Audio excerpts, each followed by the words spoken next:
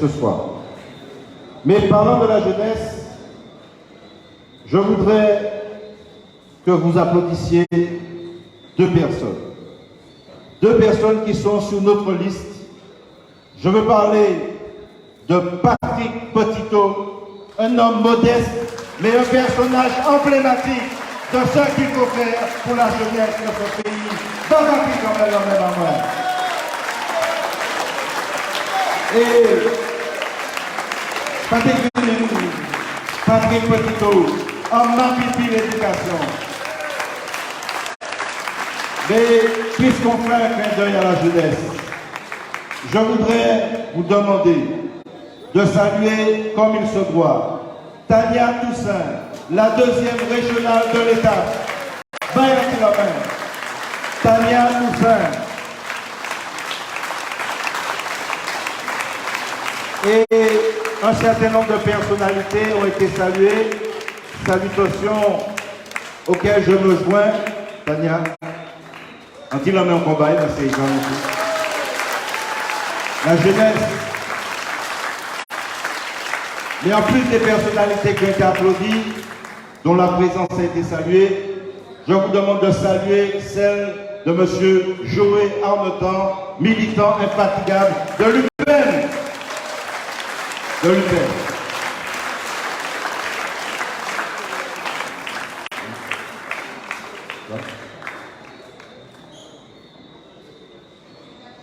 Et Alain Octavie aussi, que je vous demande d'applaudir, puisqu'il fait, Alain Vigny, il fait un beau travail au niveau du sport, notamment. Alors, même Alain.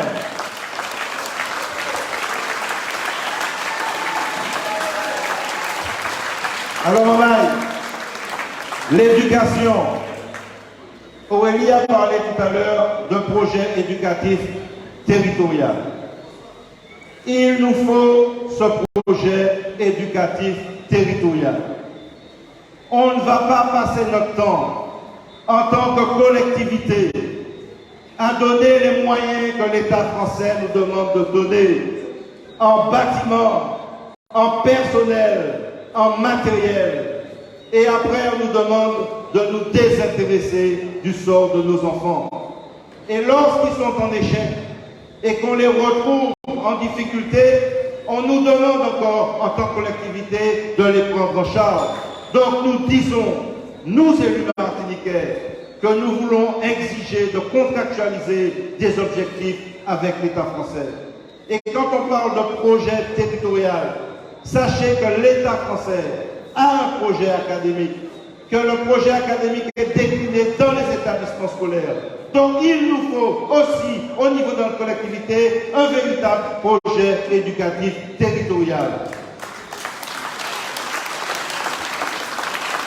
Et cela nous permettra de mettre en œuvre un certain nombre de solutions et d'opérations.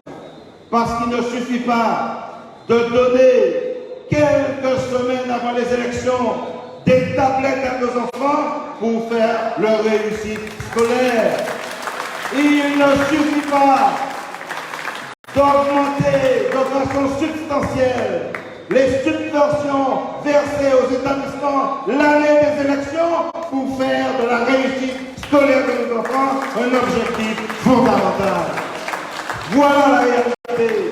On fait des coups, des sous-coups et des sur-coups pour servir des intérêts électoraux sans penser de manière essentielle à l'avenir de nos enfants. Eh bien, nous inverserons les choses et nous nous occuperons avant tout, à travers ce projet territorial, de l'avenir de nos enfants. Je parlais du Lamentin, c'est la jeunesse, effectivement. Mais nous pourrions parler de l'écologie. Et je vous demande aussi d'applaudir très fortement M. Pascal Courbillon, ici présent.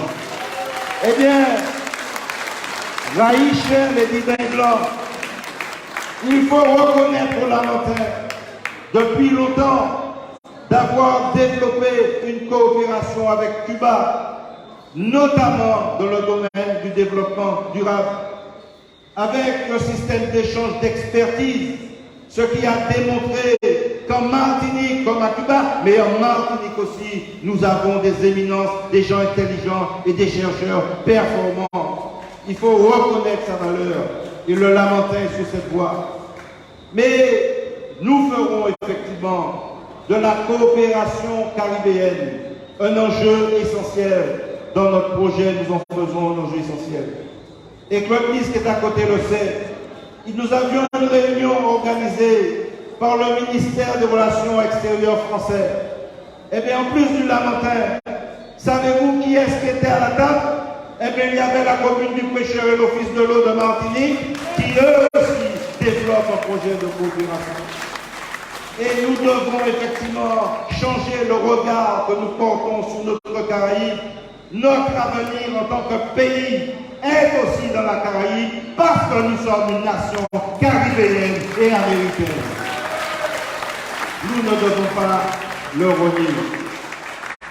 Et cela me permet d'avancer sur la question des symboles, sur la question mémorielle.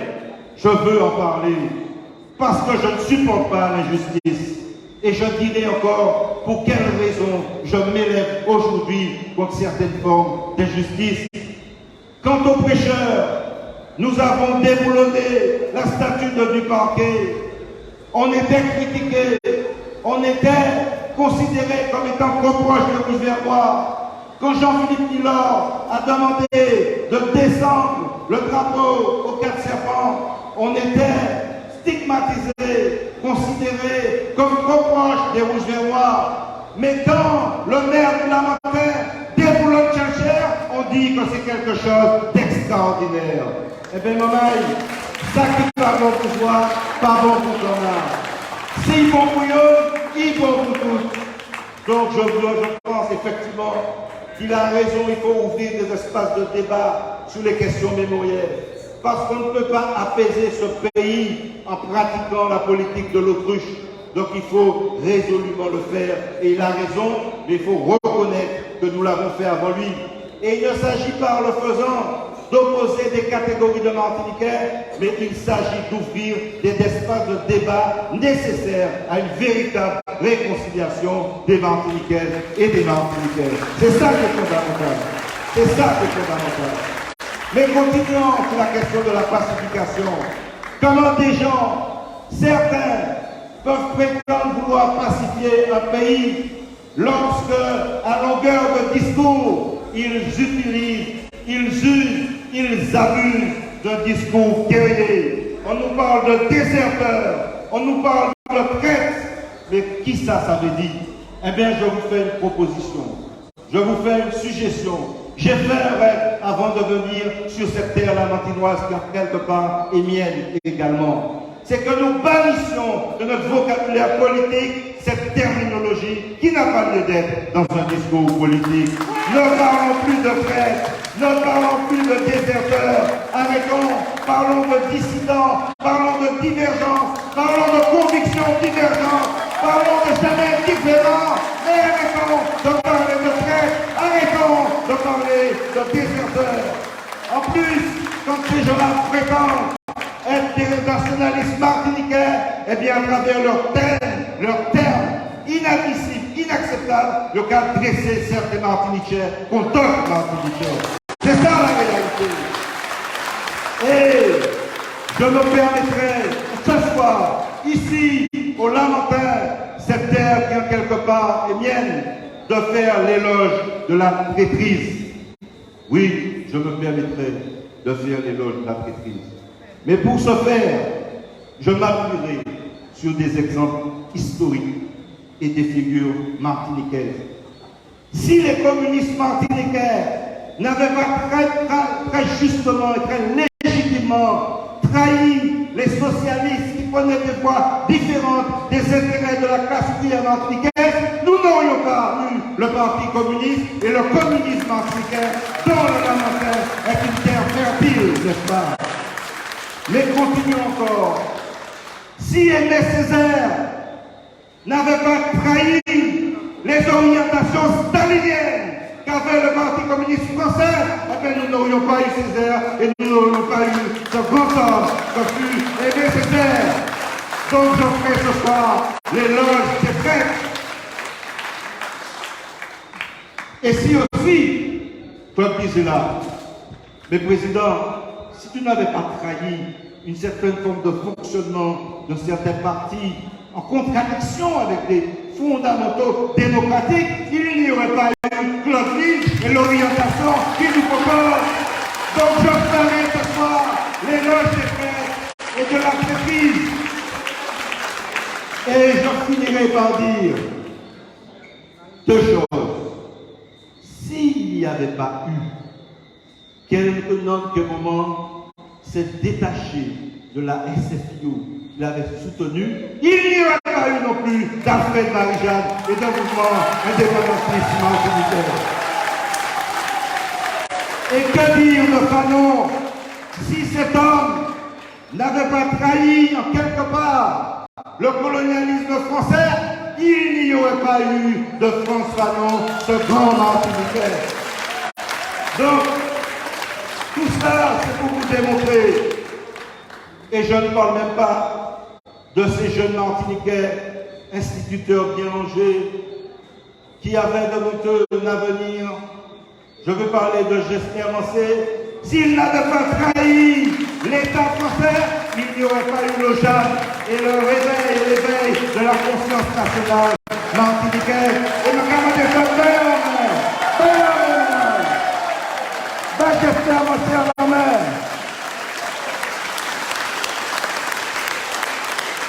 Et ce soir, comme je ne supporte pas l'injustice, je voudrais lancer un appel solennel aux Martiniquais.